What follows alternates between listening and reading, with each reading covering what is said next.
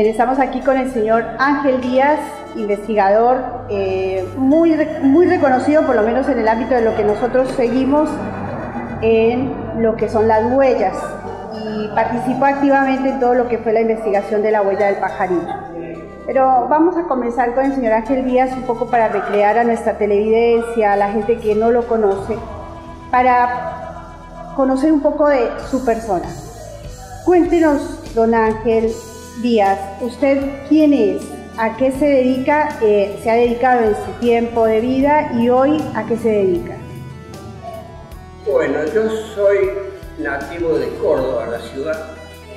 Ahora vivo a unos 30 kilómetros. Tengo una formación científica. Pasé por la Universidad de Córdoba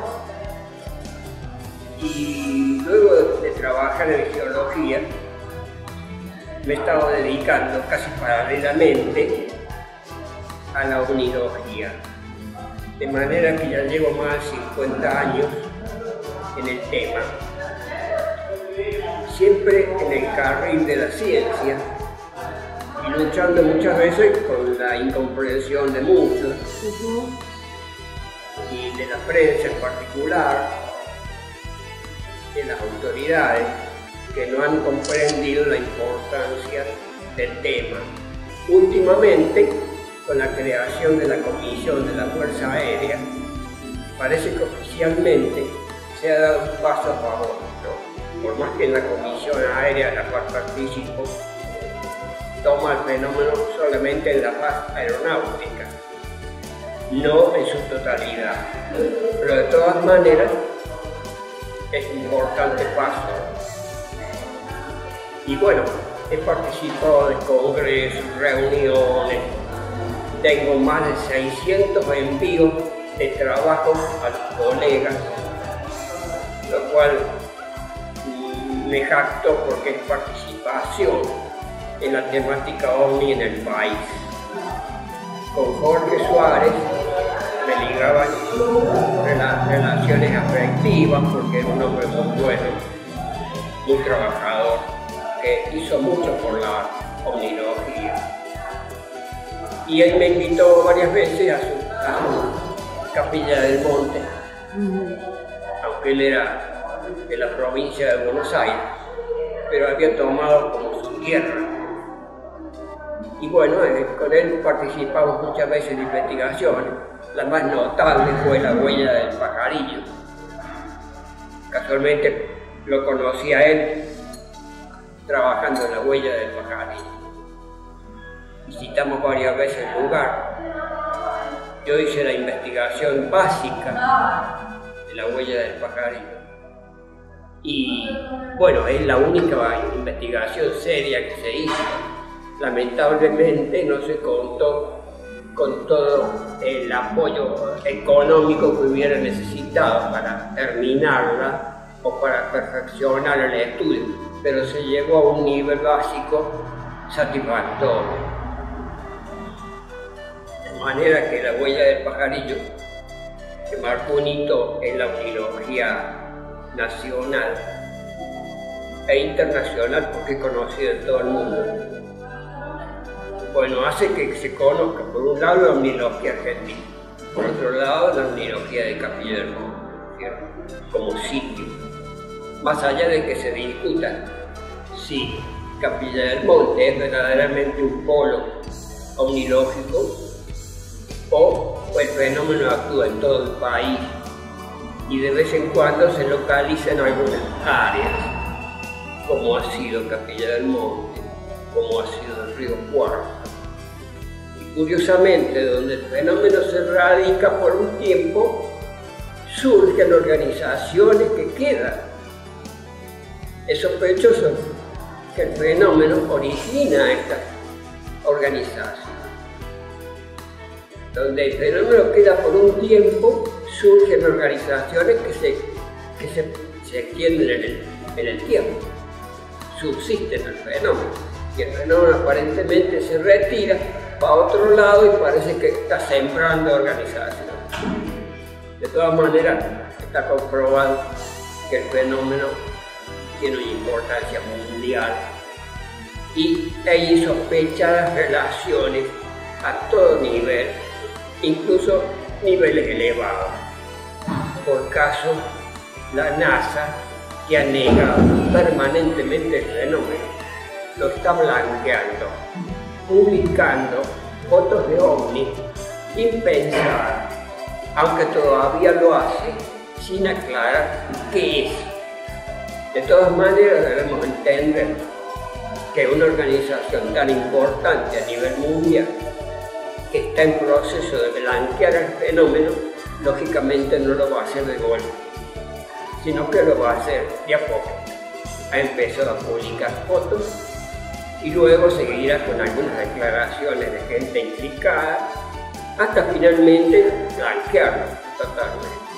Y eso está ocurriendo en este momento.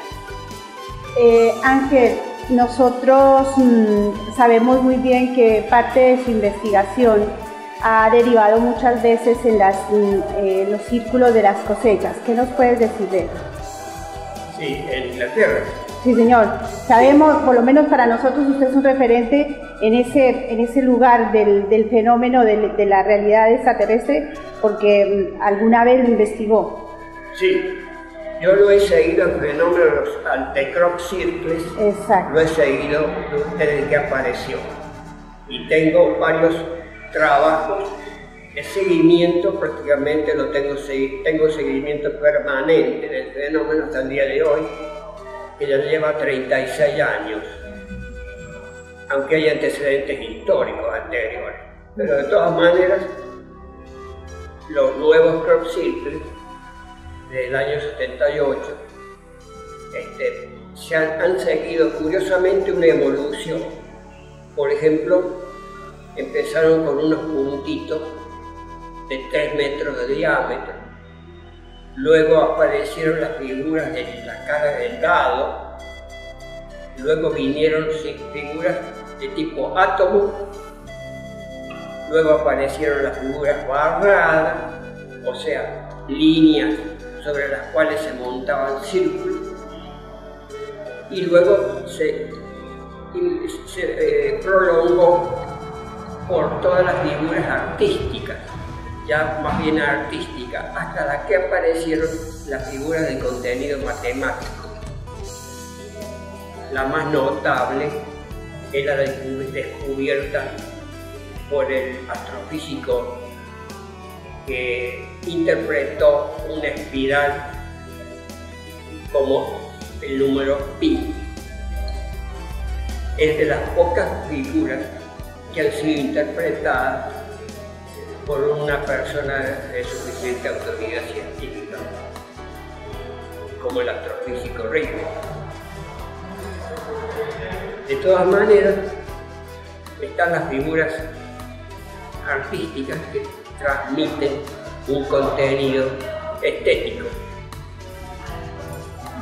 Pero además, hay figuras que no tienen interpretación seria, cierta, aunque las figuras barradas, las que están estructuradas sobre barras, hay un tipo de ellas que es una barrada con círculos, que según una interpretación que estoy haciendo, sería la figura humana interpretada por una mentalidad muy distinta a la nuestra. Es decir, figuras hechas con una barra y círculos más accesorios que muestran a la figura humana. Últimamente, en los últimos años, apareció la figura de una mujer embarazada vista de perfil. Es una interpretación no solamente curiosa, sino que estaría hablando de una gran diferencia mental de quienes la hacen con la humana. Últimamente, desde el 2006, han aparecido Crop Circles en la República Argentina, muy elementales. Por ejemplo, las que aparecieron en Salta, en Chicoana, que luego se trasladaron a Brasil, al sur de Brasil, en Santa Catarina y Río Grande do Sul. Luego hubo crop circles circulares elementales en la provincia de Córdoba, en Buenos Aires, en Entre Ríos y así en otros lugares, pero de forma muy aislada y elementales. Pero son crop circles porque se observa que tienen una torsión bien definida en las plantas. Cuando hay torsión de las plantas ordenada, eso indica que es un crop circle. Esa torsión ordenada de las plantas que se realiza en un segundo con apenas una brisa indica que hay acción electromagnética que produce la incurvación de las pajitas de trigo sin quebrarlas y ordenadas, por supuesto. Es increíble la forma como están tejidas, ¿no? Exactamente, claro, exactamente. Bueno, el crop circle es una nueva materia a estudiar en la República Argentina, porque han aparecido los primeros, pero se supone que van a seguir incrementándose. Ya ha habido una última aparición en Entre Ríos, que es un pentágono, que tiene circulitos periféricos. Es ya una complejidad un poco mayor, pero todavía no hemos tenido las figuras artísticas ni las barras. Esa de Entre Ríos, ¿ya tiene alguna interpretación, alguna especulación acerca de cómo...? No, porque un pentágono es difícilmente asimilable a una idea, ¿no es cierto? Es muy elemental como para... Han aparecido figuras muy notables por el significado en Inglaterra, como un crucifijo.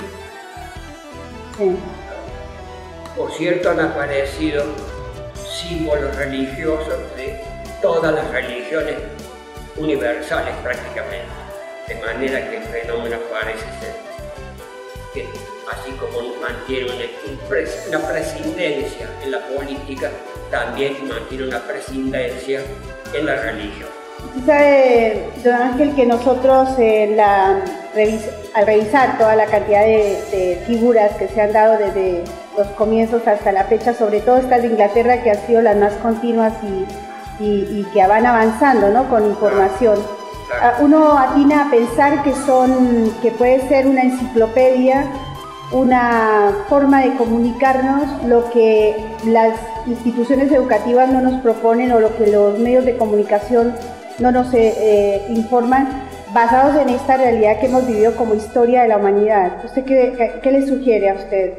Bueno, el fenómeno OVNI está claro por el estudio que se ha hecho sobre él, que tiene una estrategia muy clara que desarrolla mediante tácticas, de manera que podemos considerar que la estrategia es en principio a favor de la humanidad y limitada en el contacto, es decir, que por ahora el fenómeno no ha demostrado intención de un contacto masivo y oficial.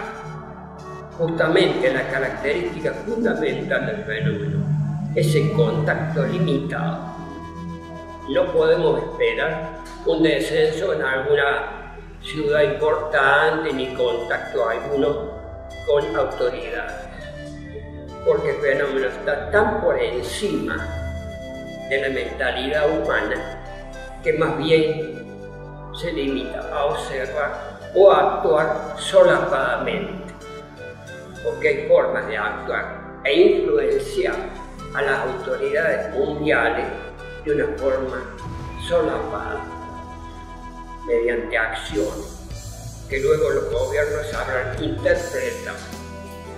Por ejemplo, pasar sobre una base misilística y desactivarla es una forma de comunicación subliminal, digamos, aunque muy clara por parte del fenómeno.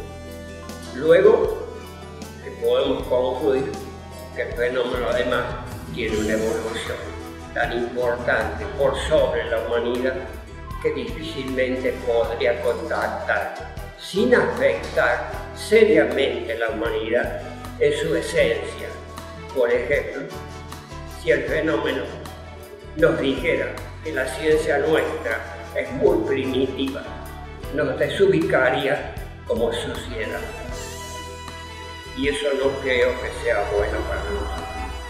Usted toca esta parte de la casuística o de eso que bien dicen ustedes, mal llamado fenómeno OVNI, porque nos pone de cara como humanidad, cuando estamos hablando de estos temas, nos pone de cara a un gran compromiso como personas, como seres humanos en este planeta. Dos reflexiones interesantes que sé que usted las podría ofrecer a nuestra audiencia. Una, en el marco de esa línea que últimamente, porque eso se ha gestado en estos últimos tiempos, de una conspiración entre extraterrestres y gobiernos en las sombras de este planeta. Eso por un lado. Y por otro, el hecho de por qué la humanidad tiende siempre a encontrar el aspecto negativo en este caso del fenómeno, porque ha sido de todos los aspectos que hemos vivido nosotros en este planeta, pero en este tiempo, y hablando del tema OVNI, siempre se inclina más por el aspecto negativo, bien acérrimo, y después al otro extremo, que es el del Salvador, el extraterrestre que nos viene a salvar. Bueno, ambas posturas son infantiles. Por un lado, creer que vienen a salvarnos es una actitud de niños que esperan que padres o madres vengan a sacarlo del problema donde estamos metidos.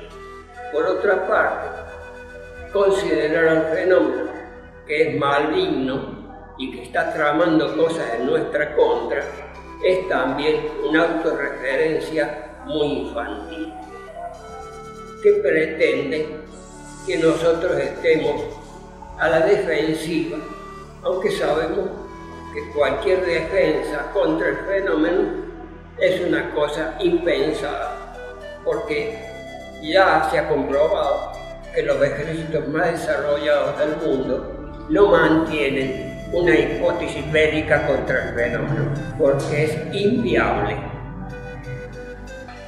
Así es como se comprueba una vez más que el fenómeno maneja una hipótesis del no contacto.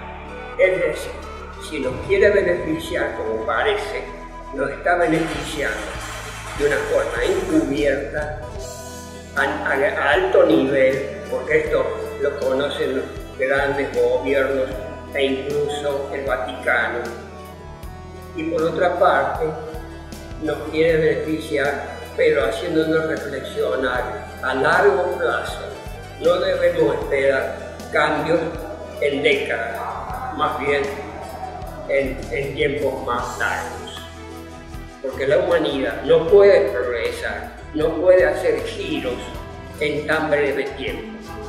De allí que todos debemos interpretarlo con una perspectiva más larga.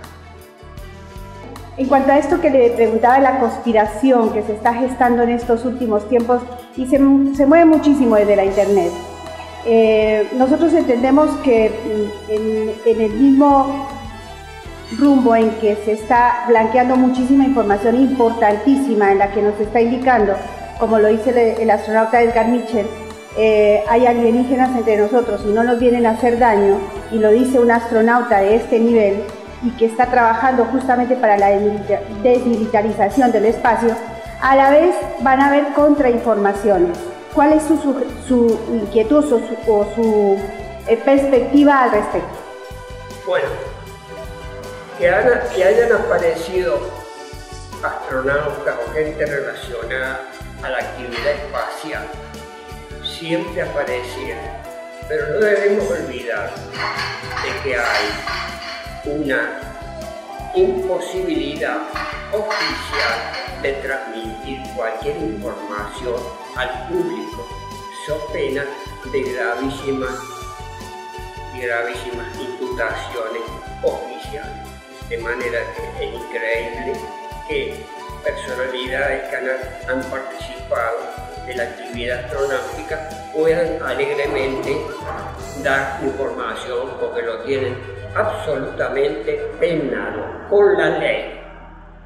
De manera que lo que puede decir algún astronauta o gente relacionada a la actividad es algo que no lo incrimine ante la ley. De manera que nosotros debemos tener mucho cuidado en las declaraciones de esta gente. Por otro lado, con la diferencia científica, humana, espiritual que tiene esta supuesta inteligencia, o concretamente el fenómeno OVNI, es impensable que haya algún tipo de relación oficial encubierta con ningún tipo de gobierno. De manera que todas estas teorías conspiracionistas son no más que actitudes infantiles de la gente. Podemos pensar que son aspectos también de alguna manera conspiranoicos desde el poder de las sombras de este planeta. Bueno, hay poderes en la sombra, pero finalmente estos poderes en la sombra aparecen en la realidad. No pueden permanecer mucho tiempo ocultas, porque el mismo accionar los pone de relieve. Sin embargo, volvemos a lo primero. El fenómeno ha elaborado y está desplegando una estrategia tan sutil y tan superior que es impensable que recurra a ningún tipo de autoridad o poder en la Tierra para desarrollarla. No necesita ninguna colaboración oficial para poder desarrollar su estrategia, que de hecho lo está haciendo. Un poquito para irnos otra vez hacia atrás en el inicio de nuestra charlita, hablando de la huella del pajarillo. Un hecho que sigue por lo menos para nosotros que estamos ahí en el lugar, nos sigue trayendo respuestas en ese rumbo en el que usted planteó siempre y es en el que nosotros nos aferramos en algún punto de la investigación y de lo que significa el caso La Huella del Pajarillo en Capilla del Monte. Alguna vez usted lo dijo ante las cámaras y nos pareció muy efectivo. Cuando le preguntó Jorge Suárez, ¿por qué Capilla del Monte? ¿Por qué la huella del pajarillo? Y usted respondió, seguramente será un test para esta sociedad. Primero para la humanidad y segundo porque en ese rumbo se maneja toda esta realidad OVNI. Y segundo para Capilla del Monte. ¿Cuál es en el tiempo, ya estamos casi a 30 años de la huella del pajarillo, cuál es hoy su perspectiva, su percepción acerca del hecho? Bueno, prácticamente esa opinión se mantiene, porque el fenómeno actúa en determinadas regiones, por ejemplo al sur de Inglaterra, y permanece durante un tiempo prolongado.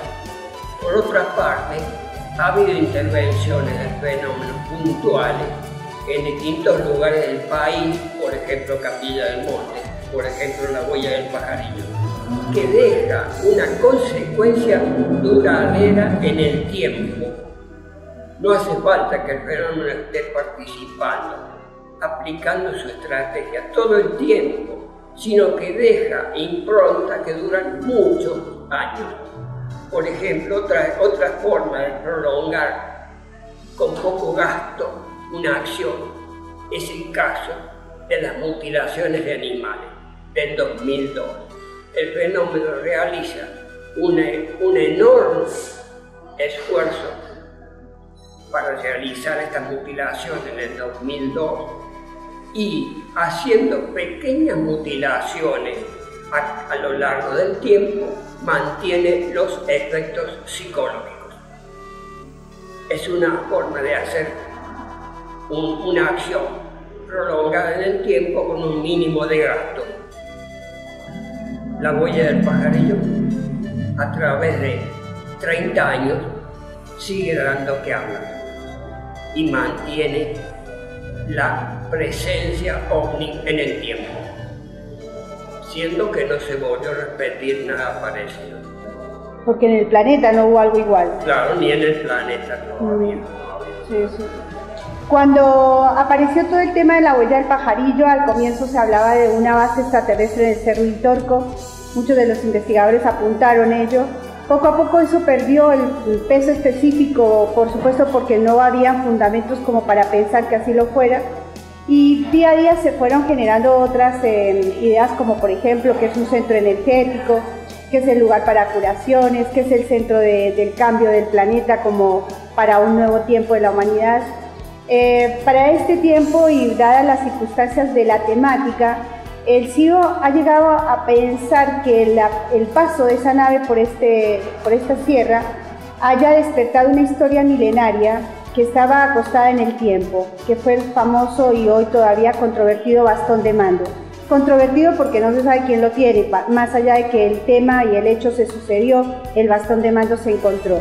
¿Cuál es su información, su conocimiento, su percepción acerca de este tema, del bastón de mando? Bueno, el fenómeno ovni está claro que maneja variables impensadas para la humanidad, por ejemplo, el espacio y el tiempo.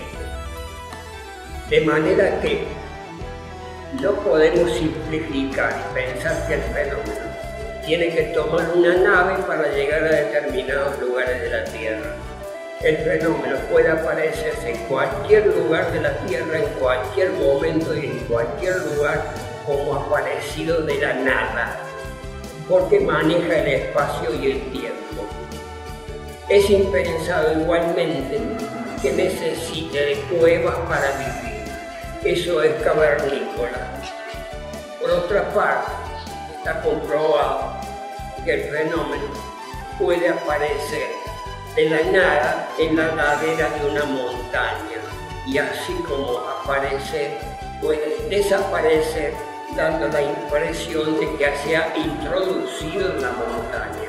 Lo que en realidad parece que ha ocurrido ha sido un cambio del estado dimensional justo en el momento de llegar al cuerpo o salir de la ladera. Puede confundirse con una salida de la montaña o un ingreso de la montaña. En realidad el fenómeno maneja variables físicas que lo hacen fantasmagórico. ¿Y por qué? Porque su propia naturaleza no puede no hacerlo, como nosotros no podemos dejar de usar la ciencia, nuestra ciencia, que no es otra cosa que un avance relativo de la humanidad, que depende de nuevas investigaciones y cambiar permanentemente. La ciencia no es más que una foto del conocimiento de la humanidad en determinado momento, que puede estar sujeta a cambios muy grandes como los que pueden estar por llegar. ¿Hace cuánto fue la última vez que estuvo en la Sierra del Pajarillo? Estuve poco antes del fallecimiento del señor Jorge Suárez. Desde entonces no volví, aunque he visto fotos recientes que parecen que la huella todavía está visible, aunque quizá en una especie de radiación, porque hay algunas cámaras que manejan una frecuencia de la luz un poquito ampliada, han logrado captar una especie de manifestación, pero todavía hay que indagarlo más con aparatología sofisticada. No sé si usted supo, nosotros en el año 99 estuvimos con el ingeniero Guido Basler y con él hicieron un sondeo del lugar, fuimos al lugar y con la varita como él hacía medidas con la varita, él logró marcar bien, dice usted que está, si bien visualmente no se ve la huella, está enmarcada por estas líneas energéticas que decía el señor Guido Butler, porque marcaba perfectamente el dentro y afuera. Sí, por eso hablo de estudios sofisticados, porque había que ir con aparatología sofisticada y trabajar también desde el aire. De todas maneras, no es la primera referencia de que donde ha habido una aproximación ovni duren efectos que a veces pasan desapercibidos. Es cierto. Ahora, señor Ángel, ¿usted sigue investigando la temática desde qué lugar? ¿Cómo hace? Porque uno en el tiempo, esto nos pasó con Jorgito, dadas las circunstancias a veces físicas, económicas, no se pueden hacer algunas cositas. ¿Usted desde qué lugar sigue la investigación a un tema tan valioso con una tarea tan importante como la que usted, por lo menos para nosotros, hace desde el aspecto filosófico y biológico, si se quiere? Sí, hay muchas formas de acercarse al fenómeno, aún con un costo limitado, como el que puede tener cualquier partícula. Pero, por ejemplo, estando atento a la actividad ovni, llevando a cabo un catálogo detallado día a día durante décadas y tomando información, tanto sea del lugar como de la red a través de fotografías digitales, que son un valioso instrumento de conocimiento actualmente. La fotografía digital puede ser investigada desde distintas facetas y extraerle información muy importante, porque la cámara digital ha venido a ser para la humanidad como un instrumento científico en poder de la gente. Solo hay que saber extraerle la información. Y usted apunta a un lugar importante porque es como que la temática o el ovni va variando en su aspecto de acuerdo a la tecnología. Hubo una época en que hubo oleadas ovnis cerca de lugares importantes como fue en la época de la Guerra Fría. Pasa el tiempo y de pronto aparece el tema del contactismo desde Adamski para este tiempo. Y luego, saltando nosotros tantos, nos encontramos con la fotografía digital, en donde nos refleja lo que nosotros por descuido no hacemos, de mirar el cielo, de estar ocupándonos de ellos, entonces aparecen en las cámaras digitales. Y eso es donde usted muy bien apunta a la importancia que tiene la tecnología. Sí, justamente.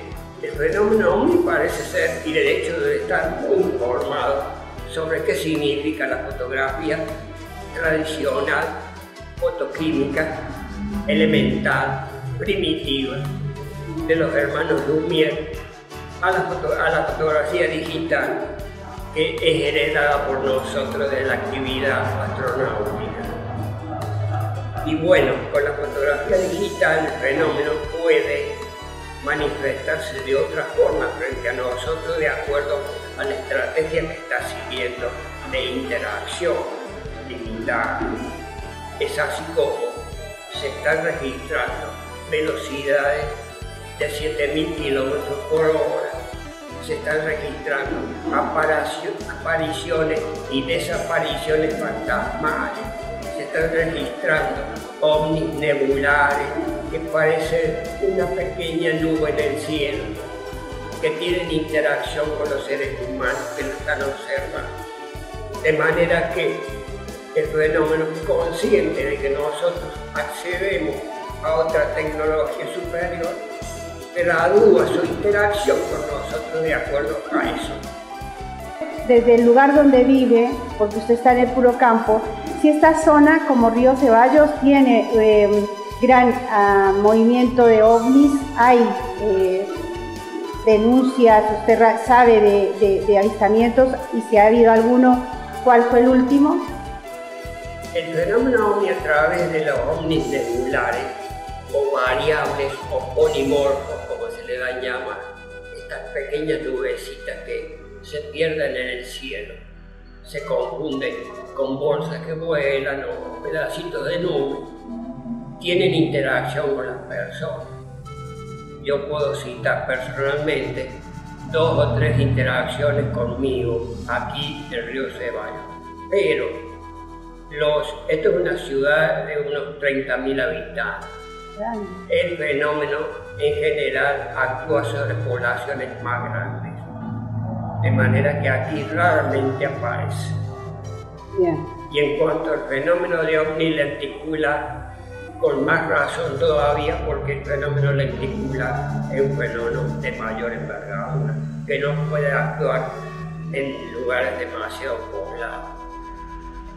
Pero queda este artilugio que ha creado el fenómeno de la omninebula, que sí puede aparecer en ciudades más chicas y aproximarse a pocos metros de los testigos, porque está camuflado en una nube, en un globo, en una bolsa, pero sin embargo interactúa con el testigo. ¿Es común acá eso? Exactamente. ¿Cuál sería, y esto sabiendo, don Ángel, que lo queremos tener varias veces en el programa, cuál sería su propuesta, sus palabras para la gente del común, que es para la que estamos trabajando, esa gente que no le gusta el tema, no le interesa el tema, es escéptico del tema y está lleno de información mal presentada en donde lo aleja cada vez más del tema? ¿Cuáles son sus palabras para esa gente que está en la carrera del día a día, en la oficina, y que hablar del tema OVNI sería lo último que haría? Bueno, la gente en general cree en el fenómeno OVNI. Mayoritariamente es así desde hace muchos años. Pero lógicamente no sabe a quién hacerle caso, si a la prensa amarillista o a algún charlatán de turno que aparece en la televisión o a algún investigador que aparece de vez en cuando. Yo le recomiendo a la gente en general, e incluso a algunos investigadores, que solamente presten atención a materias de primera mano y que venga de personas responsables, no a personas que se disfrazan de investigadores creyendo tener un poquito de fama. Yo le digo a la gente en general que estamos seguidos, por decirlo de alguna manera, por un fenómeno muy importante, muy superior, que aparentemente quiere ayudarnos. Cuéntenos de Jorge Suárez, de usted con Jorge Suárez y de Jorge Suárez en la distancia. Bueno, con Jorgito me unió desde la época de la huella del pajarito, porque yo con mi familia veraneaba casi todos los años en Capilla del Monte. Ocurrida la huella, estuvimos estudiándola juntos, a veces en solo, a través del tiempo, y posteriormente hemos tenido relación en la difusión que ha hecho él de su círculo de información OVNI y que hasta sus últimos años la llevó adelante, dejándolo en manos de una persona que él llamaba la Lucecita, que parece que está siguiendo su camino en la difusión del fenómeno. Jorge Suárez tenía una magnífica habilidad de escribir y transmitir hasta en una forma poética el contenido del fenómeno OVNI. Por suerte dejó varios libros que, más allá de alguna crítica puntual, expresan lo que él pensaba acertadamente del fenómeno OVNI, que él siempre lo ligó a aspectos espirituales, que el fenómeno obviamente tiene, sin llegar a la chabanaquería de suponerlo místico o puramente religioso. Es un fenómeno que no lo podemos encasillar. Es un fenómeno de tal envergadura que Jorge Suárez supo interpretar. Mi memoria y respeto para él y su familia. Bien, hay una figura aquí, don Ángel, cerca a Río Ceballos, una figura muy reconocida y que se ha levantado en la imagen gracias a Gustavo Díaz y Karina Singer, que es la persona de Guido Bufo. Cuéntenos. Sí, Guido Bufo, ante todo, ha sido una personalidad muy espiritual y que se dedicó al arte. Pero él tenía una visión cosmogónica amplia, tan así que era un poco astrónomo también. Él tenía un aparato de física instalado en su capilla. En fin, una personalidad que si hubiera estado un poco corrida en el tiempo, seguramente hubiera incursionado en la omnilogia. Lamentablemente, él no llegó a esta etapa. Pero queda la trayectoria de él como una gran persona. Y del bastón de mando no me dijo nada. ¿Usted qué le sugiere a usted el tema del bastón de mando? Habló del espacio-tiempo en ese... Sí. El bastón de mando, ¿qué es para usted? Porque... Sí, bueno, el investigador Terrera ha tenido en sus manos, y hasta donde pudo, lo heredó la familia, el bastón de mando, que sabemos que es un hallazgo arqueológico muy importante, relacionado posiblemente a la cultura comechina. Habría que estudiar más ese tema, porque al desaparecer el investigador Herrera, nadie ha seguido seriamente con esa investigación. De manera que habría que reflotar. De todas maneras, lo que se conoce es importante. Fantástico.